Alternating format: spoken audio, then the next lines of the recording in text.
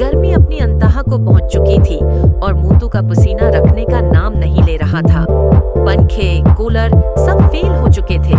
तभी मोटू ने फैसला किया, अगर जमीन ठंडी नहीं हो सकती तो मैं चांद पर जाऊंगा। बंदर ने कमाल का जुगाड़